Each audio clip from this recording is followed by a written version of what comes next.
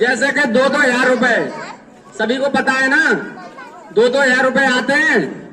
जो 2-2 हजार रुपए जो किसान सम्मान निधि है, इसके बारे में मैं आपको पूर्ण रूप से बताने जा रहा हूं कि पहले कुछ ऐसे किसान हैं उनकी आज तक एक भी किसान सम्मान निधि की योजना उनके खाते में अभी तक नहीं आई है।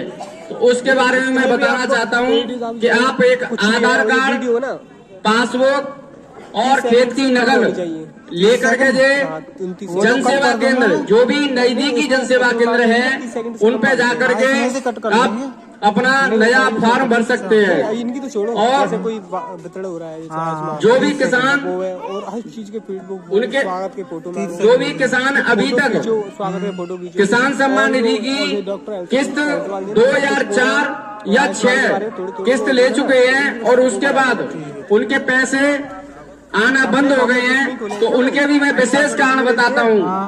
उनके 3 कारण हैं इसमें। कारण नंबर 1, ई-केवाईसी ना करवाना।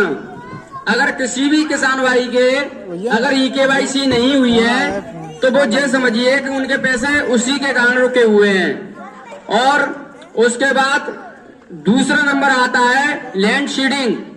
दूसरा नंबर लैंड सीडिंग, जो भूमि सत्यापन होता है, इसके कारण भी पैसे नहीं रुके, इसके कारण भी पैसे रुके हुए हैं। और तीसरा है एनपीसीआई। जो एनपीसीआई ये होता क्या है कि इसको आधार को बैंक से लिंक कराना। एनपीसीआई होता है कि आधार को बैंक से लिंक कराना, national payment corporation of India, NPCI का पूरा नाम है। जो आधार को बैंक से लिंक कराना होता है। और जिन किसानों की एनपीसीआई अगर बैंक में नहीं हुई है तो अपना बैंक में जाकर के और ई-केवाईसी एनपीसीआई करवा लें। और ई-केवाईसी किसी भी नजदीकी जन सेवा केंद्र से जाकर के करवा सकते हैं। और लैंड सीडिंग भी मैंने बताई थी।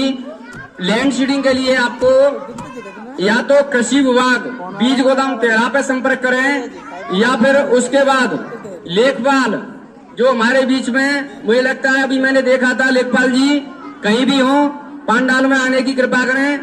लेखपाल जी, अगर किसी की लैंड सीडिंग नहीं होती है तो वो लेखपाल से संपर्क करके तहसील में अपनी लैंड सीडिंग करवाएं।